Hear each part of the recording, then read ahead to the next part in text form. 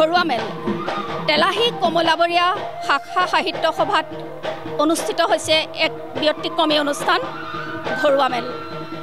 এই কাৰণে আমি ব্যতিক্ৰম বুলি ক'ব বিচাৰিছোঁ যে এই ঘৰুৱা মেলৰ যোগেদি সাহিত্য সংস্কৃতিৰ ক্ষেত্ৰত প্ৰতিষ্ঠিত হৈছে বহুজন। এই ঘৰুৱা মেলে আজি 25 বছৰ অতিক্ৰম কৰিলে আৰু এই 25 বছৰ অতিক্ৰম কৰাৰ পাছত অনুষ্ঠিত হৈছে ৰূপালী জয়ন্তী। আজি এই খগাৰ প্ৰশান্ত কুমাৰ নাথৰ ঘৰত এই ঘৰুৱা মেলৰ আজি ৰূপালী জয়ন্তী অনুষ্ঠিত হৈছে। আমি ইয়াৰ সামগ্ৰিক পৰিৱেশটো দেখুৱাবলৈ বিচাৰিছোঁ। আহক আমি সামগ্ৰিক পৰিৱেশটো আপোনালোকক দেখুৱাই লওঁ।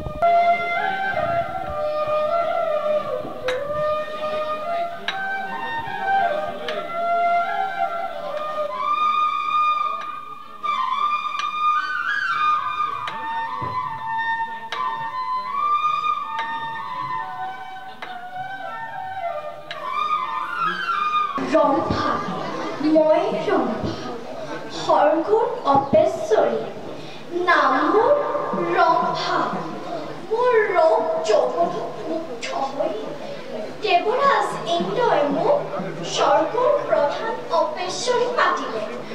মোৰ মায়াৰ জ্বৰতে মোক কৰ্ম সাধিলো এই জগতত। এইবাৰ দেৱলোকে মোক কলিৰ লগত সহযোগ হৈ কৰিবৰ বাবে মোকেই পঠাইছে। মোৰ মায়াৰ দ্বাৰা কলি ধৰ্ম প্ৰচাৰ কৰি এই জগতত যাওঁ মোহান্বিত কৰি ৰাখো সমগ্ৰ জগতত।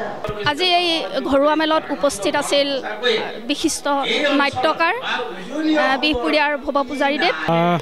মই আজি প্ৰথম নহয়, মই আগতে এই অনুষ্ঠানটোৰ লগত জড়িত আছিলোঁ, কিন্তু অতি ভাল লাগিছে। আচলতে খোলাল তেলাহী কমলাবৰীয়াক ধৰি এই অঞ্চলটো সাহিত্য সংস্কৃতি সকলো দিশতে আগবঢ়া। অসমৰ সাহিত্য সংস্কৃতিত ইয়াৰ এটা বিশেষ ভূমিকা আছে আৰু আজি ইয়াত গোট খোৱা সভাখনৰ সৌষ্ঠৱে এই কথা পুনৰবাৰ প্ৰমাণ কৰিলে। অতি সুন্দৰ হৈছে, বিশেষকৈ ইয়াৰ ব্যৱস্থাপনা আৰু ইয়াৰ যিখন মুখপত্ৰ অতি সুন্দৰ হৈছে। মই অতিশয় আহ্লাদিত। ঘৰুৱা মেলে 25টা বৰ্ষ অতিক্ৰম কৰিলে ৰূপালী জয়ন্তী বৰ্ষ। তেখেতলোকলৈ কি জনাব? 25টা বৰ্ষ বৰ কম সময় নহয়। এটা ল'ৰা জন্মৰ পৰা একেবাৰে যুৱক হৈ যায়। গতিকে এই 25টা বছৰৰ ধাৰাবাহিকতা ৰক্ষা কৰাৰ বাবে তেখেতসকল নিঃসন্দেহে ধন্যবাদৰ পাত্ৰ আৰু এই অঞ্চলৰ ৰাইজৰ অক্লান্ত সদ্ভাৱৰ বাবে, সাহিত্যৰ প্ৰতি থকা সদ্ভাৱৰ কাৰণে এই কথাখিনি হৈ উঠিছে আৰু তাৰ বাবে মই তেখেতসকলক সাদৰে ধন্যবাদ জনাইছোঁ। ধন্যবাদ। এতিয়া পোনে পোনে আমি যাব বিচাৰিছোঁ যে যিখন প্ৰাসগৃহত এই ঘৰুৱা মেল অনুষ্ঠিত হৈছে প্ৰশান্ত কুমাৰ নাথদেৱ, আৰু আমি তেখেতৰ মাজলৈ যাবলৈ বিচাৰিছোঁ। কি ক'ব? আজিৰ পৰা 25 বছৰ পূৰ্বে 2001 চনৰ 20 এপ্ৰিলৰ দিনাখন ঔপন্যাসিক সাহিত্যিক নিজৰা কবি মোৰ পূজনীয় শিক্ষাগুৰু স্বৰ্গীয় গুণাৰাম নাথ দেৱৰ গৃহত এই ঘৰুৱা মেলখনৰ প্ৰথম মই আহ্বান কৰিছিলোঁ আৰু সেই মেলৰ উদ্দেশ্য আছিল মোক তেলাহী কমলাবৰীয়া আঞ্চলিক শাখা সাহিত্য সভাই এই আজি যি 25 বছৰ জয়ন্তী স্বৰ্ণবাহী উন্মোচন হৈছে, এই স্বৰ্ণবাহীৰ প্ৰথমগৰাকী সম্পাদকৰ দায়িত্ব দিছিল আৰু মই ভাবিছিলোঁ যে মই এই স্বৰ্ণবাহীত আমাৰ ঘৰুৱা মেলৰ জৰিয়তে নতুন নতুন লেখকৰ সাহিত্য সৃষ্টিৰ মাজৰে আৰু সেই লেখাসমূহ যাতে অভিজ্ঞ সাহিত্যিকসকলৰ জৰিয়তে সেই মেলত আলোচনা সমালোচনাৰ মাজেৰে যাতে উৎকৰ্ষিতভাৱে তাক আমি এই স্থান দিব পাৰোঁ, এই প্ৰকাশ কৰিব পাৰোঁ স্বৰ্ণবাহীত, সেই উদ্দেশ্যে প্ৰথমখন মেল প্ৰয়াত সাহিত্যিক গুণাৰাম নাথ দেৱৰ চৰাঘৰত হৈছিল আৰু দ্বিতীয়খন মেল মোৰ এইখন চোতালতে অনুষ্ঠিত হৈছিল আজিৰ পৰা 25 বছৰ পূৰ্বে। আৰু সেই তাৰ ফলত কি হ'ল, আমাৰ স্বৰ্ণবাহীয়ে এই মেলৰ জৰিয়তে নতুন নতুন লেখক আমাৰ এই অঞ্চলত সৃষ্টি কৰিবলৈ সক্ষম হ'ল আৰু তাৰপিছত এই ঘৰখনৰ পৰাই আমি 3খন স্বৰ্ণবাহীৰ উপৰি আৰু 3খন আমি আলোচনাই উলিয়াইছিলোঁ। এখন কাব্যপুথি হেংগুল, যিখন 12 বছৰ ধৰি একেলগে চলিছিল আমাৰ গুণাৰাম নাথ, মোৰ ভাতৃ গুণাৰাম নাথৰ, গোবিন্দ চন্দ্ৰ নাথৰ সম্পাদনাত। আৰু এখন আছিল শিশুৰত্ন, গোবিন্দ চন্দ্ৰ নাথে সম্পাদনা কৰিছিল। আৰু এখন আছিল শিশুৰত্নখন আছিল আমাৰ শিশুসকলৰ, আৰু এখন কৈশোৰ গৰকা যিসকল আমাৰ ছাত্ৰ ছাত্ৰী যুৱ প্ৰজন্মৰ কাৰণে এখন আছিল উত্তৰকাল আলোচনী। এই 3খন আলোচনীয়ে সমগ্ৰ অসমতে বিশেষভাৱে সমাদৃত হৈছিলে।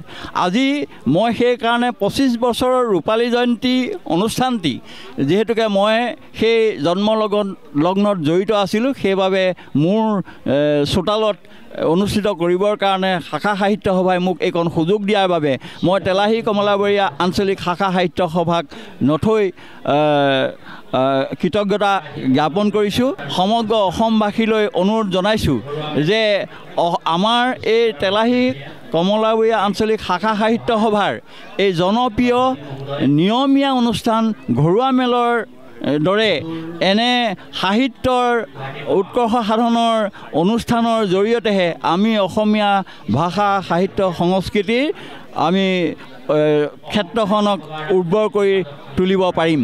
এয়া মোৰ সকলোৰে প্ৰতি নিবেদন।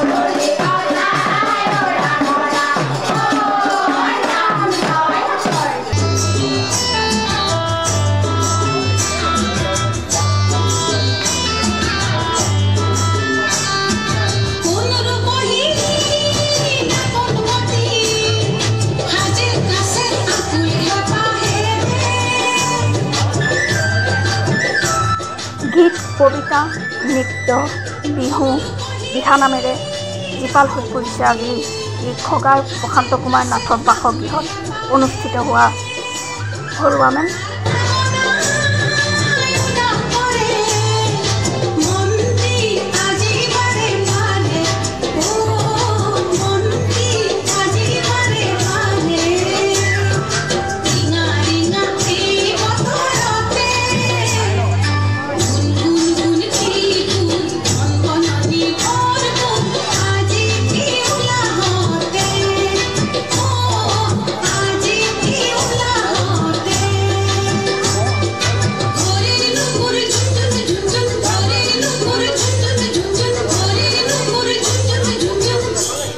ঘৰুৱা মেলত বহুতো বিশিষ্ট ব্যক্তি উপস্থিত আছে। আমি অসমৰ এজন বিশিষ্ট লিখক সমালোচক ইছমাইল হুছেইন ডাঙৰীয়া, আমি তেখেতৰ ওচৰলৈ মনে যাব বিচাৰিছোঁ।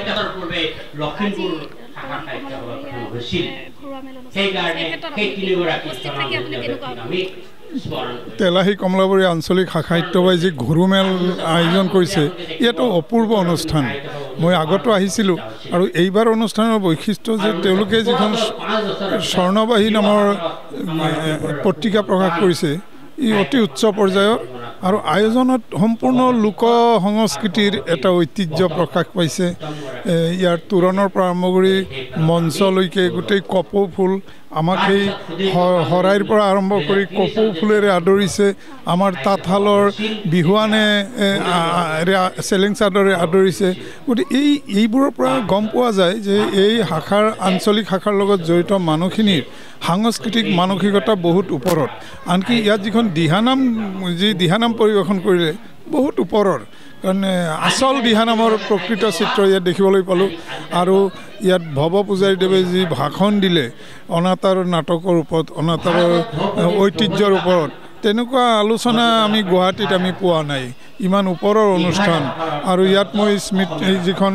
পত্ৰিকা এইখন উন্মোচন কৰি মই আধা ঘণ্টা ভাষণ দিলোঁ আৰু এই লখিমপুৰ জিলাৰ গোটেই ঐতিহ্যৰ কথা কৈছোঁ আচলতে লখিমপুৰ জিলাৰ গাঁওবোৰলৈ আহিলে মানুহৰ মন সলনি হৈ যায় বহুত সাহস পায় চিন্তাধাৰাৰ পৰিৱৰ্তন হয় আৰু বহুত সৃষ্টি কৰিব পাৰি আৰু লখিমপুৰ জিলা মোৰ দ্বিতীয় জন্মভূমি বুলি মই ভাবোঁ ইয়াৰ বিহু নাম ইয়াৰ আইনাম ইয়াৰ ঐনিতম ইয়াৰ জিমচা চাজেবা ইয়াৰ দিহানাম ইয়াৰ গৰখীয়া গীত ব্ৰিটিছৰ বিৰুদ্ধে ইয়াৰ বিহুৱতীসকলে গোৱা বিহুনামবোৰ তদুপৰি ফাট বিহুক কেন্দ্ৰ কৰি যি সাংস্কৃতিক ঐতিহ্য এইবোৰে জিলাখনক বহুত ওপৰলৈ লৈ গৈছে আৰু এই তেলাহী আঞ্চলিক ভাষা সাহিত্য সভায়ো সেই ঐতিহ্যকে বহন কৰিছে এইটো চাবলৈ গ'লে এটা ব্যতিক্ৰমী অনুষ্ঠান আৰু এই অনুষ্ঠানটোৰ যোগেদিয়ে ধৰক আপোনাৰ স্থানীয় বহুতো প্ৰতিভাৱান আছে তেওঁলোকক উলিয়াই আনিবলৈ সক্ষম হয় আৰু আমাৰ প্ৰকৃতত অসমীয়া ভাষা সংস্কৃতি নতুন প্ৰজন্মৰ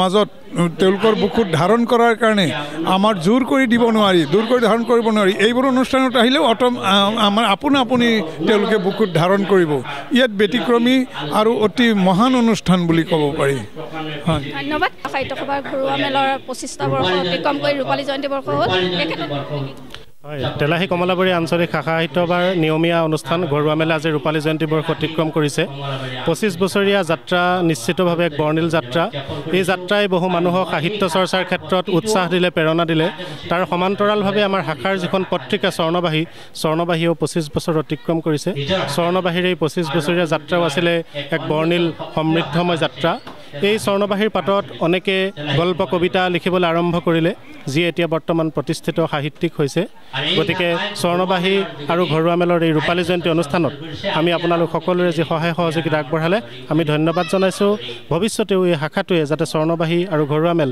দুয়োটা অনুষ্ঠানে সোণালী জয়ন্তী বৰ্ষ অতি সোনকালে অতিক্ৰম কৰি এক গৌৰৱময় পথত উপনীত হ'ব পাৰে আমি তাৰেই কামনা কৰিছোঁ ঘৰুৱা মেল আমি প্ৰথম ক'ত আৰম্ভ হৈছিলে কেনেকৈ আৰম্ভ হৈছিলে হয় আমাৰ প্ৰাক্তন সভাপতি গুণাৰাম নাথদেৱ ছাৰ বৰ্তমান প্ৰয়াত ছাৰৰ ঘৰতেই এই ঘৰুৱা মেল অনুষ্ঠানটো আৰম্ভ হৈছিলে ২০০১ চনত তাৰ পৰাই এই ২৫ বছৰীয়া এক বৰ্ণিল যাত্ৰা এই ঘৰুৱা মেলৰ আমাৰ মূল উদ্দেশ্যটো হ'ল গাঁও অঞ্চলত যিবিলাক প্ৰতিভা আছে তেওঁলোকক উলিয়াই অনাটো আমাৰ মূল উদ্দেশ্যটো সেইটো তেওঁলোকৰ যিবোৰ প্ৰতিভা সেইবোৰ যাতে বাহিৰৰ সমাজখনে অন্ততঃ জানে সেইটো হ'ল আমাৰ প্ৰধান উদ্দেশ্য দ্বিতীয় কথা আমাৰ সংগঠনটো আমি গাঁৱৰ মানুহবোৰক একত্ৰিত কৰাটোৱে আমাৰ মূল উদ্দেশ্য গাঁৱৰ মানুহবোৰক একত্ৰিত কৰিব পাৰিলে আমাৰ সমাজত এটা সম্প্ৰীতি ভাৱ চলি থাকিব এইকেইটাই আছে আৰু তাৰ পাছত আমি বিভিন্ন মানুহ ইয়ালৈ আনন্দ বৰমুদৈৰ দৰে আমি লেখকক ইয়ালৈ আনিছোঁ ঘৰুৱা মেললৈ পূৰবী বৰমুদৈ আছে ইছমাইল হুছেইন আছে তেখেতসকলক আহিছে অকল আমাৰ এই প্ৰতিভাখিনি দেখুৱাবৰ কাৰণে তেখেতসকলেও জানক যে আমাৰ অঞ্চলত এনেধৰণৰ প্ৰতিভা আছে জানিব বিচাৰিছোঁ আপোনালোকে এই ঘৰুৱা মেল প্ৰথম ক'ত অনুষ্ঠিত হৈছিলে ঘৰুৱা মেল আমি প্ৰথম অনুষ্ঠিত কৰিছিলোঁ গুণাৰাম নাথদেৱৰ তেখেত বৰ্তমান ঢুকালে আৰু তেখেতৰ স্মৃতিত আজি আমি ইয়াত এই ঘৰুৱা মেল অনুষ্ঠিত কৰিছোঁ